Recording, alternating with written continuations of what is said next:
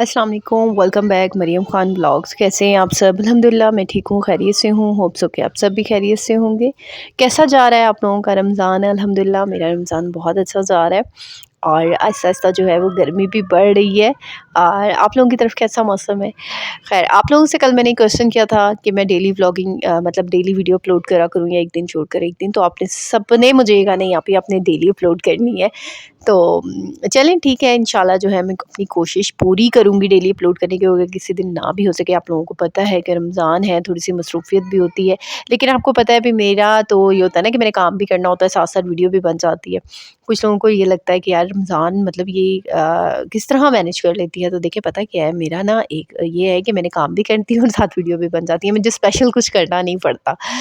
हाँ, वॉइस करने के लिए मुझे थोड़ा-सा सेपरेट टाइम चाहिए होता है, जितने मिनट की वॉइस होती है उतने मिनट मुझे चाहिए होते हैं। ख़ैर ये तो एक बहुत ही अलग बात हो जाएगी। आज हम बात करने वाले हैं कि कुछ ऐसी बातें, कुछ ऐसे राज़ जो हमारी लाइफ़ के होते हैं, जो शायद हमें वो होते राज़ ही हैं लेकिन हमें नहीं लगते। हम कहते हैं नहीं भई ये कोई राज़ नहीं है। हम लोग जो हैं वो बातें वो चीज़ें जो है वो अपने सबके साथ शेयर कर देते हैं। लेकिन आज मैं आप लोगों के साथ कुछ ऐसी बातें भी शेयर करूँगी कि जो आप अपने सगे रिश्तों को, खून के रिश्तों को भी नहीं बताएँ। क्योंकि हमें लगता है कि हर कोई हमारा अपना है, लेकिन मैं आपको एक बात बताऊँ, आपके सिवा इस दुनिया में आपका अपना कोई भी नहीं है। आपका सगा आपके अलावा कोई भी नहीं है। जितनी आप अपनी ज़ात के साथ आप मुख़लिस हैं, कोई दूसरा बंदा आपके साथ मुख़लिस नहीं है आपकी ज़ात के साथ। आपकी जो है ना बहुत सी हमारी बातें ऐसी होती हैं जो शेयर करने वाली नहीं होती और हम बेदहानी में हम स्पेशली जो हम औरतें होती हैं, हम बेदहानी में इतनी बातें शेयर कर जाते हैं, ऐसी-ऐसी बातें शेयर कर जाते हैं कि हमें पता भी नहीं होता और बाद में फिर हमें इन चीज़ों का नुकसान होता है। बाद में जाकर हमें पता चलता है कि हमने जो है वो बातें कौन-सी बातें जो हैं हमें शेयर कर दी हैं और हमें बाद में बड़ा पछतावा होता है, तो काश हम ये बातें शेयर ना करते। तो आज की इस वीडियो में जो है हम इसी चीज़ को डिस्कस करेंगे कि हर कोई अपना नहीं होता। वो कहते हैं ना कि हर चमकती चीज़ सोना नहीं होती, इसी तरह हर रिश्ता अपना नहीं होता, चाहे वो सगा खून का ही रिश्ता क्यों ना हो। हर बात हर किसी को बताना ज़रूरी नहीं होती। हमारे लिए ये बातें बहुत ही मामूली होती हैं। हम लोग समझते हैं कि ये बातें इतनी ज़्यादा नहीं है, अगर हमने कर भी दी तो क्या हो गया। लेकिन हम अपनी तरफ से तो शायद मामूली बात समझ के कर रहे होते हैं, लेकिन अगला बंदा किस उससे ले रहा है ये हमें नहीं पता होता। सबसे पहली और सबसे इम्पॉर्टेंट बात जो हमें लोगों के साथ शेयर नहीं करनी चाहिए, यहाँ तक कि हमें अपने भाई-बहनों के साथ भी ये बात नहीं शेयर करनी चाहिए। शादी के बाद एक औरत कितना कमा रही है और कितना आप सेव कर रही हैं, ठीक है? आपकी बचत कितनी है, अपने घर के फाइनेंशियली इश्यूज़ जो होते हैं ना वो मत डिस्कस किया करें, क्योंकि अक्सर ख़वातीन में आदत होती है कि वो अपनी बहन से कर लेती हैं, अपनी माँ से कर लेती हैं, अपने भाई से कर लेती हैं।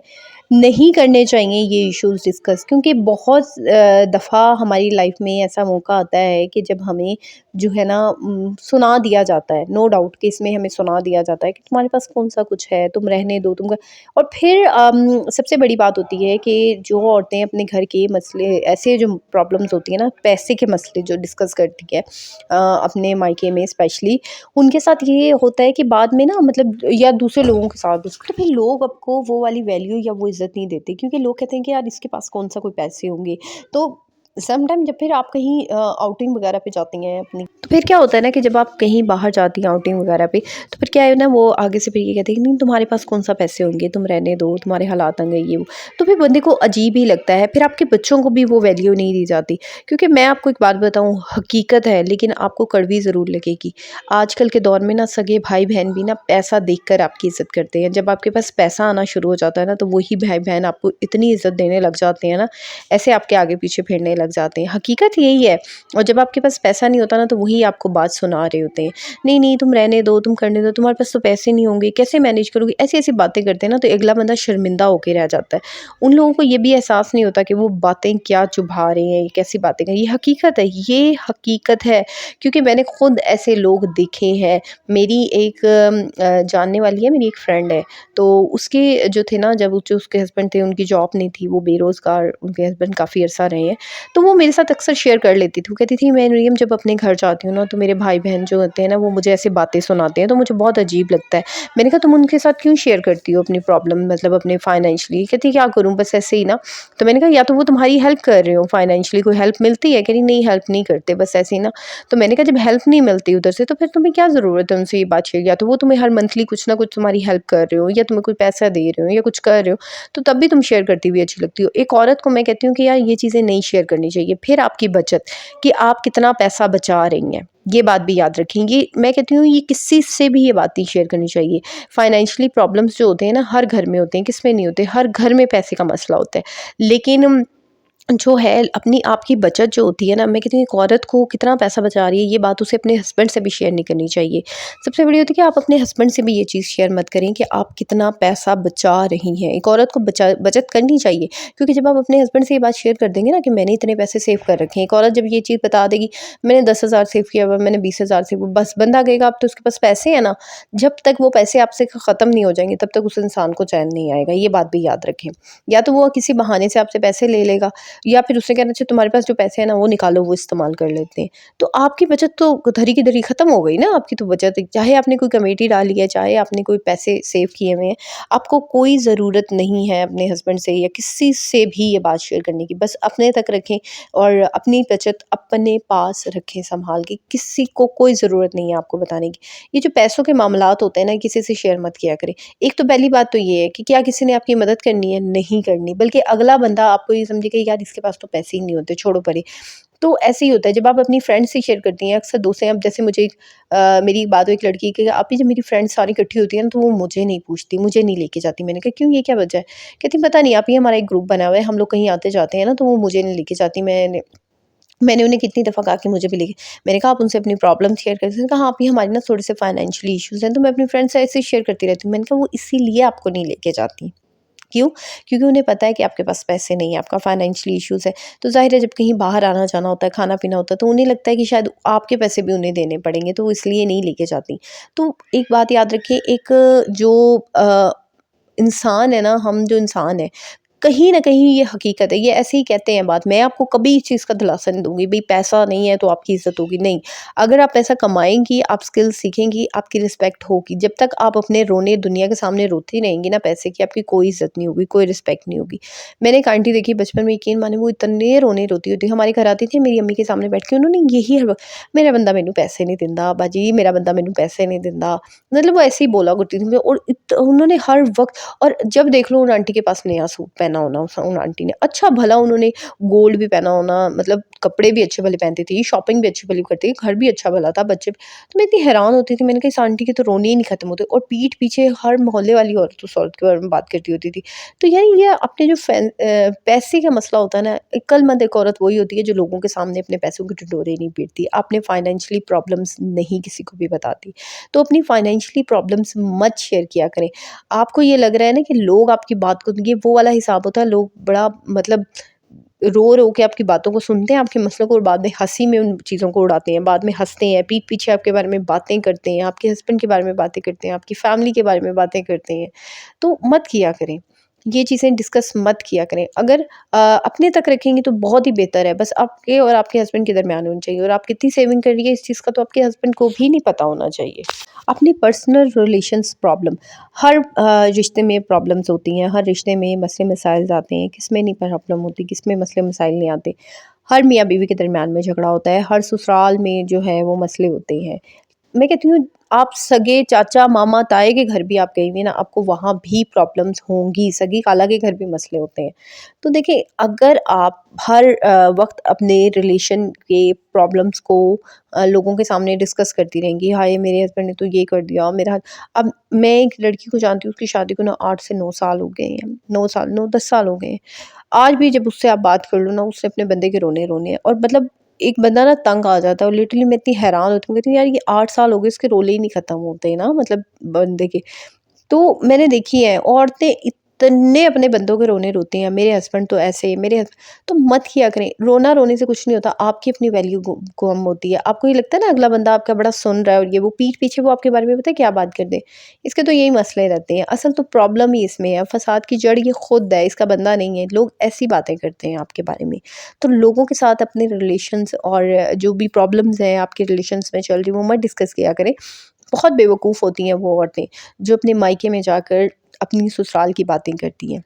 एक बात याद रखें, ससुराल चाहे जैसा मर्ज़ी है, जो मर्ज़ी है, तो आपने जो बात आपने अपने अपनी ससुराल का इमेज आपने बनाना है। मैं ये नहीं कह रही कि आप वहाँ जाके इनका बहुत अच्छा इमेज बनाएँ, नहीं, आपको ज़रूरत ही नहीं है इनके बारे में बात करने की। कोई पूछे तो आपके हाँ ठीक है, नॉर्मल है, इतने ख़ास नहीं है। मतलब इतना ज़्यादा हाइलाइट करना किसी चीज़ को, हर वक़्त जाकर वहाँ रोने-रोते रहना, आप वहाँ पे फिर ये होता है कि यार इसकी तो प्रॉब्लम है, अगले बंदे अलर्ट हो जाते हैं, पता नहीं ये तो कब लड़के झगड़ के आके यहाँ पे बैठ जाए। फिर वो आपको कम वैल्यू देने लग जाते हैं। वो आपसे आपको कम थोड़ा-सा इन्वॉल्व करते हैं कि यार इसको ज़रा दी ना वैल्यू तो ये आके झगड़ के घर बैठ जाएगी। फिर वो ये समझते हैं। तो और फिर अपने हस्बैंड के बारे में मायके में जाकर बातें करना, इतनी बेवकूफ़ होती हैं वो औरतें जो अपने हस्बैंड को ही मायके में जाकर अपने हस्बैंड के बारे में बात करती हैं। क्यों करती हो आप अपने हस्बैंड के बारे में बात मायके में? आपको पता है आपके फिर पीठ पीछे जब आपके हस्बैंड के बारे में कोई बात की जाती है, तब आपको बुरा लगता है कि मेरे हस्बैंड के बारे में क्यों बात कर रही हैं आप, मेरे हस्बैंड के बारे में क्यों बात हो रही है।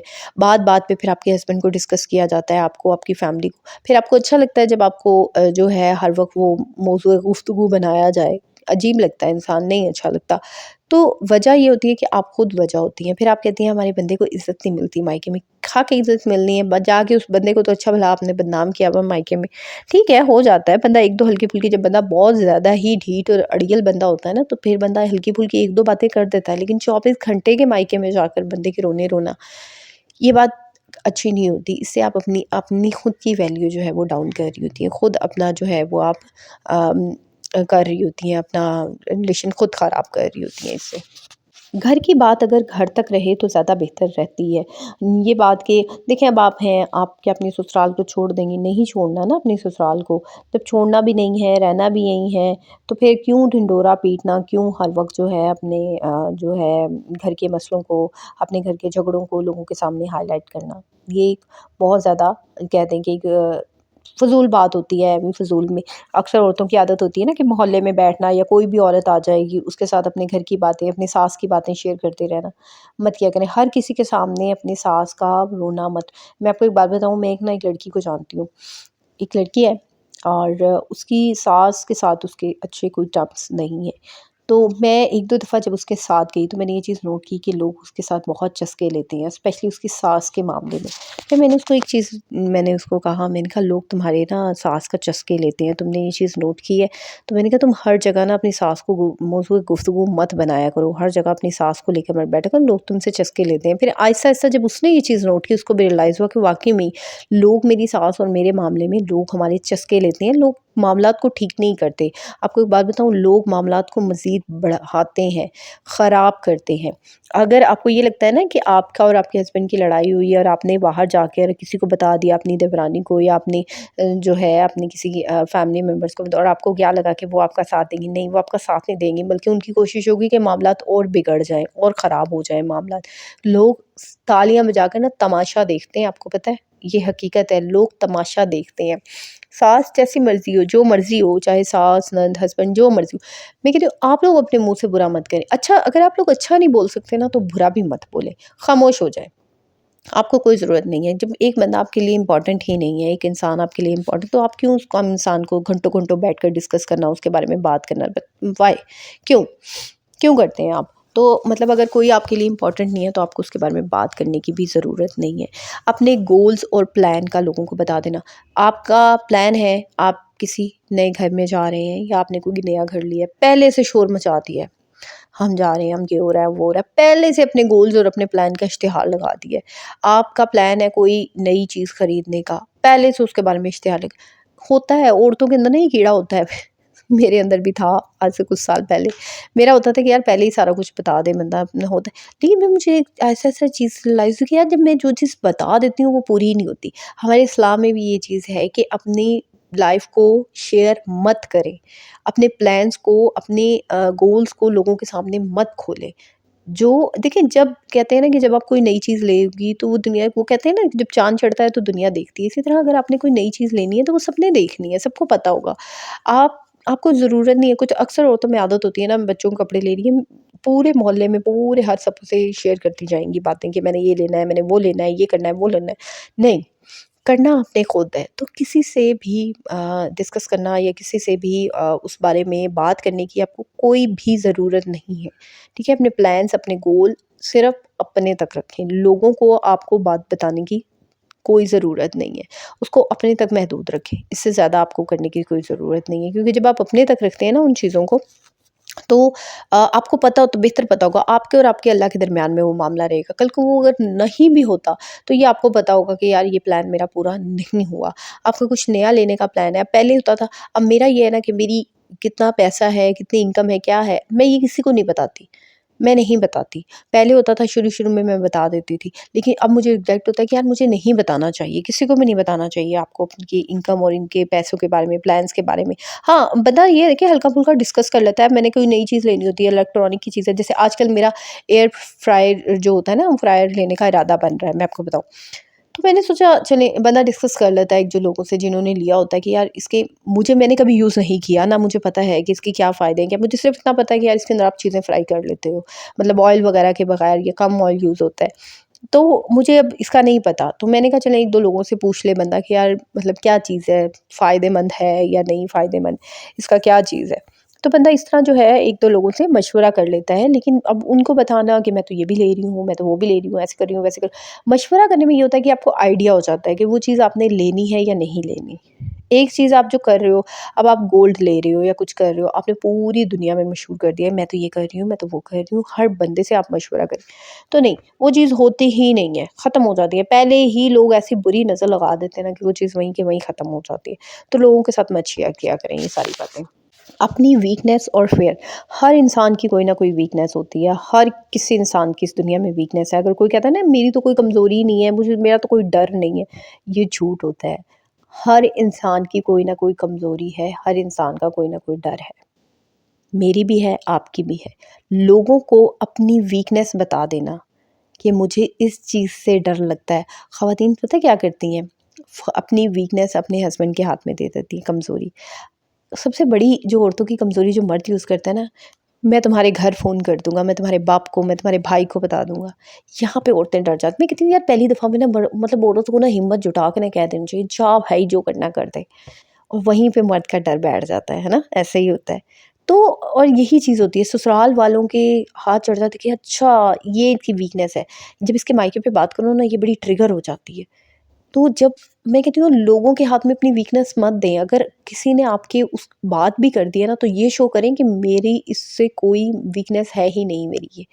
मैंने ना अपनी लाइफ में ना ऐसे लोग देखे हैं, आपको मैं बताती हूँ कि उनके सामने ना उनके राज़ तक खुल गए हैं।